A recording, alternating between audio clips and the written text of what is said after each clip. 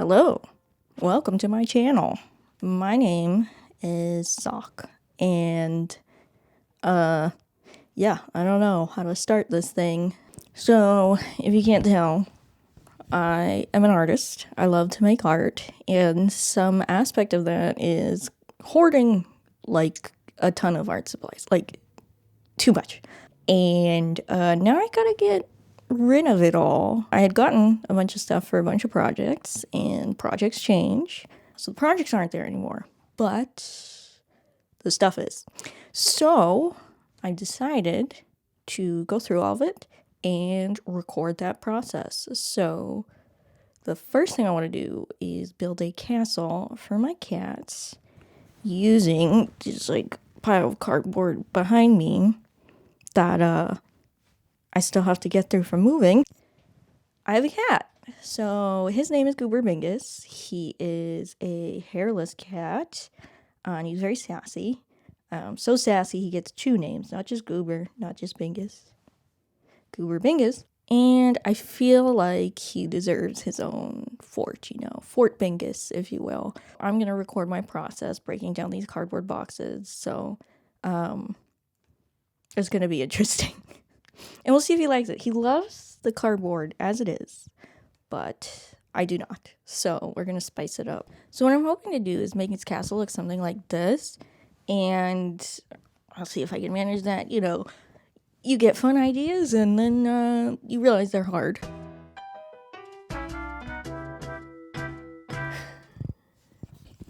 Okay. So when starting this project, I cut the cardboard first. Then I moved on to the bricks.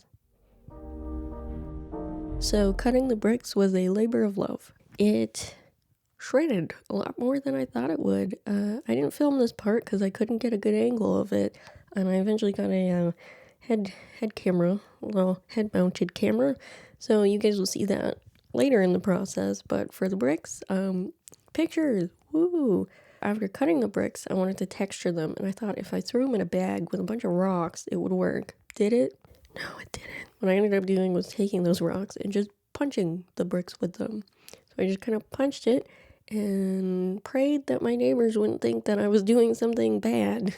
And they didn't. No sound complaints, at least. So, woohoo!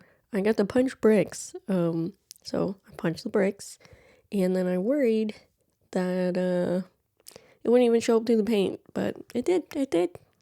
Subtle foreshadowing, it did. After punching all those bricks, I painted them. Before I painted all of them, though, I did do a test coat of the spray paint on one of the white bricks, and it took forever to dry because it was on my closed porch, and it was super cold. I did not spray paint on my cold porch. Let me clarify. I sprayed spray paint on my open porch and then let it dry on the cold porch because I have a little vent thing in there.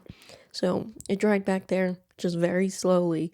So once it wasn't so freezing, I went out, I finished all the bricks, and I spray painted them and everything, and it looked great. Did I film it with my head cam? No, because I didn't want my neighbors to see me on the open porch with a GoPro thing on my head. Well, knockoff GoPro head-mounted camera on my head. I'd only go out there with a real brand GoPro. So here's some pictures. Ooh. Ooh, and here's a video. Look at that view. Whoa. After finishing the gargantuan task of painting, it was moving on to gluing the bricks on. Before I started gluing the bricks on, I realized what I wanted to be the base floor turned out to be bending. So I switched it to the second floor. And then where it was bending, I just hot glued some bricks in those spots, and it worked pretty well. So that's why for my drawing and now, we swap places. I glued on all the bricks. So I was worried I had too many bricks at first, and then I started gluing, and then I worried I didn't have enough bricks. Turns out I had the perfect amount as long as I kind of spread them out. So I think I did a pretty good job. There's no hidden bald spots here, and I didn't have any left over, which was pretty nice. And then for the carpet, I just grabbed some like fluffy fabric I had laying around from making long Furbies. Ugh. If anyone's interested in my long Furbies, let me know. I will show them off, even if you aren't interested. So, comment if you are, comment if you aren't. You'll see them anyway. So I took that extra fabric, threw it on the castle's carpet because he likes fuzzy stuff. Did I end up painting the inside walls? No, too lazy. And who's going to see it but him? And what if he doesn't like the castle? So, yeah, I just didn't. And yeah, I think it looked better that way. I think if I painted the inside and everything, it would be just too much. I could go back and add things, you know. You can always go back later. So, who knows, maybe part 2 for some furniture or something in there. Probably not, but maybe. We can dream. After I did an amazing job with the bricks, so I moved on to doing the drawbridge, which I was using tongue depressors on. That was fun at first, you know, laying them down. I was like, ooh, this is starting to come together. This looks so snazzy. And then I realized I had to cut some, and I tried to use an X-Acto knife. Well, a knockoff X-Acto blade that I had, and the blade was gonna bend. So I cut these tongue depressors with scissors and made my hands hurt. I got weak baby hands, but I got through it. I had to rip some off, cut them, put them back on, and it worked out in the end. Made sure there's no sharp points, so I think it looked pretty good. And then I thought the castle needed like a pop of color, so I added some yarn from another project as vines where it was draping. If it like touched the castle, I just hot glued it and prayed that I didn't burn my fingers. Did I? No, we're in expert mode here. I didn't burn my fingers. And then, speaking of yarn, I used this like gray chunky yarn, also from another project, as the chains for the drawbridge door.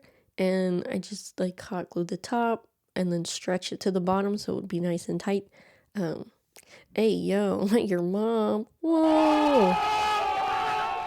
I'm so sorry. I'm disgraceful. So, chains are on.